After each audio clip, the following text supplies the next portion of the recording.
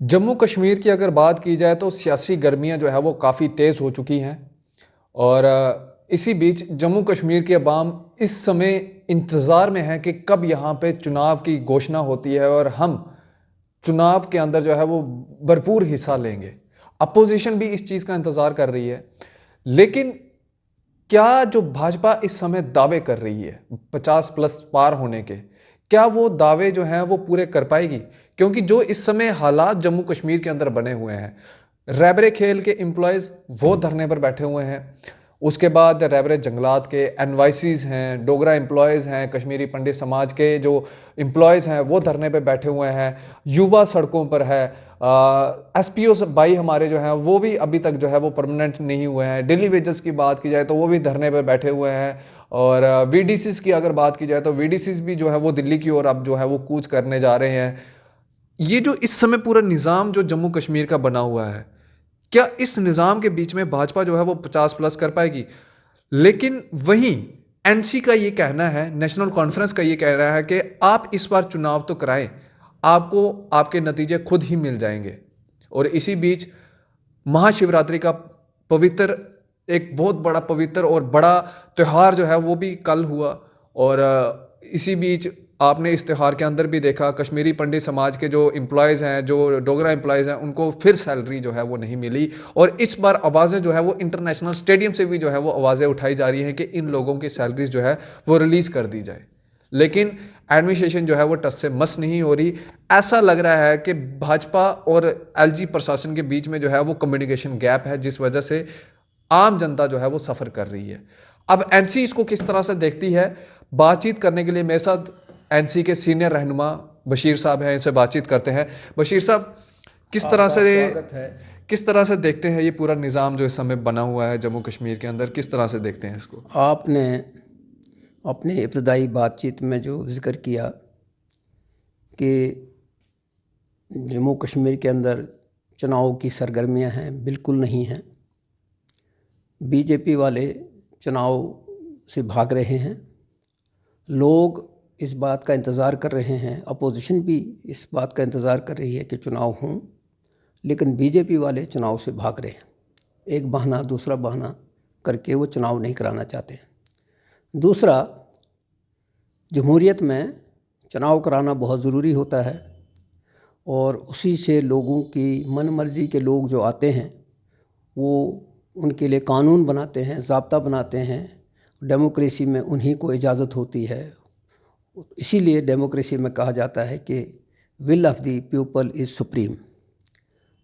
दूसरी चीज़, जम्मू कश्मीर के अंदर जब आपने ज़िक्र किया कि महाशिवरात्रि का त्यौहार था, बीजेपी वाले धर्म के ऊपर तो राजनीति चलाते हैं, लेकिन जब असली बात आती है तो वहाँ वो फिसल जाते हैं। महाशिवरात्रि हो या और कोई त्यौहार हो, ये भूल गए कि इस त्यौहार के ऊपर जो मुलाज़िम सड़कों के ऊपर हैं उनका मसला हल करें। पिछले 4-4 महीने से 6-6 महीने से वो सड़कों के ऊपर हैं। और पर्टिकुलरली जो कश्मीरी पंडित हैं जिनकी सैलरीज़ बंद की गई हैं, उनके साथ जुल्म है। जुल्म इसलिए है कि यह वहाँ कश्मीर से उनकी माइग्रेशन हुई और सैलरीज़ तब भी बंद नहीं हुई। उस वक़्त की गवर्नमेंट ने कहा कि सैलरीज़ नहीं बंद करेंगे, बल्कि इनको बसाने का, इनको थोड़ा सा मदद करने का बहुत बड़ा जो काम है वो करना है, और कभी ऐसा हुआ नहीं। इन लोगों ने हठधर्मी की और उनके साथ कन्फ्रंटेशन हो गया कि पहले वहाँ जाओ, हालात वहाँ ठीक नहीं हैं, सिक्योरिटी उनको वहाँ नहीं है, और दूसरा यह है कि टारगेट किलिंग में कोई भरोसा नहीं होता है कि इस वक्त क्या हो जाए। तो गवर्नमेंट जो है वो ताकत के बलबूते के ऊपर सबको दबाना चाहती है। अब इस बीच में जो आपने कहा कि बीजेपी वाले दावा कर रहे हैं कि हम जी 50 पार करेंगे, तो शक होता है कि ये कहीं ग्राउंड रियलिटी तो 50 वाली नहीं है। ग्राउंड रियलिटी तो यह है कि इनका एड्रेस नज़र नहीं आएगा, तो कहीं ये पहले ही से ही कोई इस तरह का मशीनें बंद करके कहीं डब्बे में रख देंगे और उसी दिन खोलेंगे। तो बहरहाल लोग भी इस चीज़ का इंतज़ार कर रहे हैं कि कौन सा 50 पार होगा। मैं भी इस चीज़ के ख़िलाफ़ हूँ कि इस तरह के दावे करने से बेहतर है कि पहले, जब आपने भी बात की कि 2014 के बाद आज 8 साल हो जाते हैं। तो पहले 2-4 साल तो लोग नहीं पूछते थे, अब लोगों ने पूछना शुरू किया, नौजवानों ने पूछना शुरू किया, भाई हमारा फ्यूचर बताओ। तो अब वो लोग ये महसूस कर रहे हैं कि उनको ठगाया गया है, उनको धोखा हुआ है। चाहे वो 370 तोड़ने के ऊपर, 370 की पोल जो है वो अब इसलिए खुल गई कि अब जब लोगों की ज़मीनों के ऊपर हमला हुआ, जो 30-30, 40-40 साल, 50-50 साल डिफरेंट जगहों, डिफरेंट SROs के तहत कहीं बैठे थे, तो वो आज जब उजड़ना शुरू हो गए, नोटिस जाना शुरू हो गए, तो नई बस्ती का जब मैंने देखा तो मैंने कहा हाँ, अब लोगों को पता लगा कि 370 क्या था। 370 अगर नहीं होता तो जम्मू कश्मीर के अंदर लैंड मैनेजमेंट पॉसिबल नहीं था। उस वक़्त के लीडरों ने बड़ी हिम्मत से 370 को रखवाया और लैंड मैनेजमेंट जो जम्मू कश्मीर के अंदर किया, वो ना तो इंडिया में हो सका, ना पाकिस्तान में हो सका, ना बांग्लादेश में हो सका, ना श्रीलंका में हुआ। लैंड मैनेजमेंट सबसे बेस्ट है।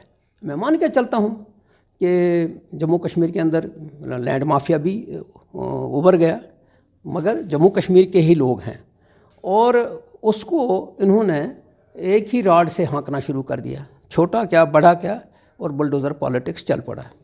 अब लोगों को इस बात का एहसास होने लगा, जम्मू के उन लोगों को जो पहले ढोल बजा रहे थे, उनको एहसास होने लगा कि नहीं, हमको ठगाया गया है। अब इस बात का इंतज़ार हो रहा है कि कब इलेक्शन हों।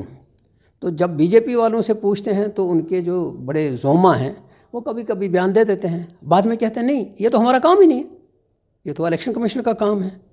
तो ये तो हम तो भी समझते हैं कि बीजेपी गवर्नमेंट कर रही है, जिस तरह आपने कहा कि कम्युनिकेशन गैप कुछ नहीं है, ये एक सोची समझी साजिश के तहत अफसरशाही के ज़रिए लोगों को दबा रहे हैं। और मुझे उम्मीद है कि लोग इसका जवाब देंगे। लोगों ने जवाब भी दिया। जब ये सारी चीज़ें हो रही थी तो मैंने देखा कि लोग सड़कों के ऊपर आ गए। अब सड़कों के ऊपर जहाँ रहबर तालीम वाले हैं, जिस तरह आपने कहा, BDC भी हैं, SPOs भी हैं, सब सड़कों के ऊपर हैं। अब सिर्फ बाकी ये है कि बाकी लोग सड़कों पे आ जाएं, दुकानदार भी सड़कों पे आ जाएं। और ये भी एक हकीकत है, अब चूँकि इस मामले में भी कोई दो राय नहीं रही हैं कि हमारी इकॉनमी जो है, पूरे मुल्क की इकॉनमी जो है, वो सिर्फ अडानी के लिए है।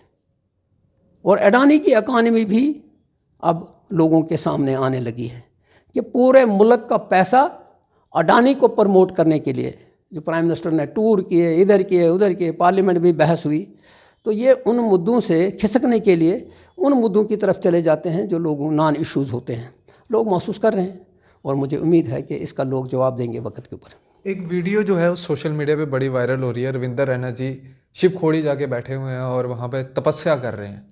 एक तरफ हमारे हिंदू भाई बहन उनको तनख्वाह नहीं, और दूसरी तरफ तपस्या कर रहे हैं। क्या लगता है? तपस्या करने के लिए रघुनाथ मंदिर के साथ जो रघुनाथ मंदिर है वो भी बहुत बड़ा मंदिर है, शिव खोड़ी में क्यों?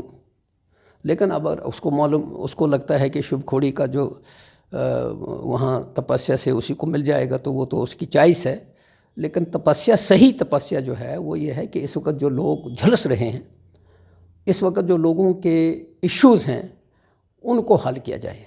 गवर्नमेंटें आती हैं, जाती हैं, बदलती हैं। इंडिया के अंदर सबसे बड़ा अच्छा सिस्टम जो आज तक है, जिससे हम बचे हुए हैं, वो ये है कि बगैर किसी खून खराबे के गवर्नमेंट बदल जाती है, वो लोगों के वोट से बदल जाती है। तो वो उम्मीद लोगों के रहनी चाहिए। बाकी तपस्याएं जो हैं वो पर्सनल होती हैं, कहाँ जाके करे, घर के कमरे में करे, रघुनाथ मंदिर के अंदर करे, या शिव खोड़ी में करे, या अमरनाथ जाके करे, या शंकराचार्य जाके करे। वो तपस्या तो मन की तपस्या है। और मेरी तपस्या, मैं समझता हूँ तपस्या वो है कि जब हम लोगों किसी की खिदमत करते हैं, जब सड़क के ऊपर लोगों को लाठियाँ पड़ रही हों, जब सड़क के ऊपर लोगों को धक्के पड़ रहे हों, लेडीज़ को लाठियाँ पड़ रही हों, तो मुझे रविंदर रैना की इस तपस्या से कोई मतलब नहीं बनता। महबूबा मुफ्ती जी ने कल एक बयान दिया है। उस बयान के अंदर ये कहा है, भाजपा को कोसा है। उन्होंने कहा है कि डोगरा ये करते हैं, ये भाजपा के लोग, कि डोगरा कम्युनिटी के, हम डोगरों के लिए करेंगे, हम डोगरों को आगे बढ़ाएंगे, डोगरा आइडेंटिटी बचाएंगे। लेकिन आज इनको कौन रोक रहा है? आज सेंटर की सरकार है। क्या डोगरे जो हैं उनमें इतनी कैपेबिलिटी नहीं है कि वो लेफ्टिनेंट गवर्नर बन सके?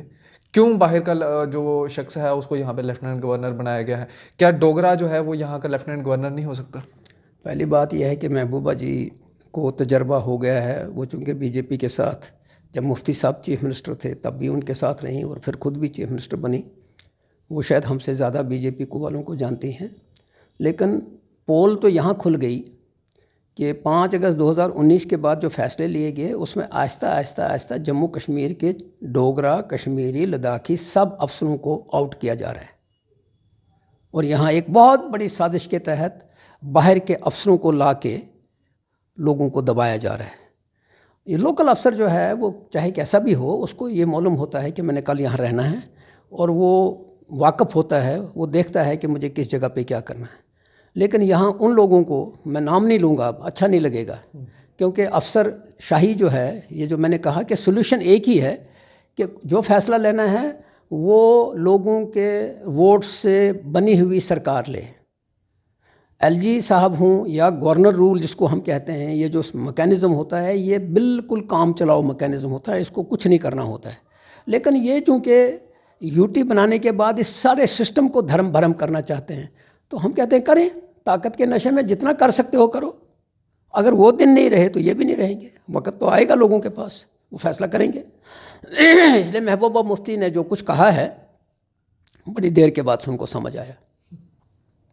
क्या लगता है जो जम्मू कश्मीर की बर्बादी हुई है महबूबा मुफ्ती जी की वजह से हुई है? क्योंकि लोग कहते हैं कि अगर सरकार नहीं बनाई होती भाजपा के साथ तो ये दिन न देखने पड़ते। कहते हैं लम्हों ने खता की थी, सदियों ने सज़ा पाई। अगर उस वक़्त सोचा होता, उस वक़्त कहा गया था, लेकिन चूँकि उस वक़्त समझ नहीं आई। काश मुफ्ती मोहम्मद सईद ज़िंदा होता, वो देखता कि मेरी महबूबा जो है, जो बेटी उसकी है, महबूबा सॉरी वो अदरवाइज़ ना लिया जाए, उस बेचारी को 1 साल के लिए डिटेंशन में रहना पड़ा। एक होम मिनिस्टर इंडिया का रहा है।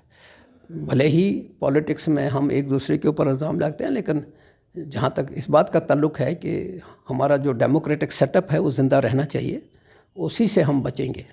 डेमोक्रेटिक सेटअप ज़िंदा नहीं रहेगा तो मुल्क टूट जाएगा। बशीर साहब, आपके 45 से 40 के बीच में जो सियासी एक आपका उम्र है, क्या इस 45 और 40 साल की उम्र के इस सियासी दायरे में आपने कभी इस तरह से देखा है कि 4 साल से कोई एक यूटी या स्टेट जो है वो बिना पॉपुलर गवर्नमेंट की चल रही हो? पहली बात यह है कि मैं सियासी 45-46 सियासी कैरियर में मैंने देखा, शेर कश्मीर जब आए तो एक जब कांग्रेस ने पावर वापस ले लिया, जो जिस पावर से उन्होंने हुकूमत बनाई थी, तो 77 में उन्होंने वो पावर, पहली दफ़ा गवर्नर रूल, उससे पहले गवर्नर रूल कभी नहीं रहा था। तो वो 2-2.5 महीने रहा था। वो फरवरी मार्च में वो हुआ था और जुलाई में, अगस्त में इलेक्शन हो गए थे, एक नई सरकार बनी थी। उसके बाद कभी ऐसा नहीं हुआ। गवर्नर रूल एक लिमिटेड पीरियड होता है, वो प्रोविज़न है कि अगर कोई इस तरह की सिचुएशन हो। और मुझे याद है कि 1990 से लेकर 1995 तक भी ये सिचुएशन रही थी। बदतरीन किस्म की मिलिटेंसी थी, लेकिन उसके बावजूद भी। लेकिन आज तो मुझे लगता है कि असम्बली के चुनाव 2014 में 8 साल हो गए। 8 साल से ये चुनाव का नाम ही नहीं रहे। और जो यूटी की बात आपने की, ये तो बदतरीन किस्म की मिसाल, हिस्ट्री लिखेंगे कि इस बहुत बड़ी स्टेट को तोड़ के यूटी बनाया।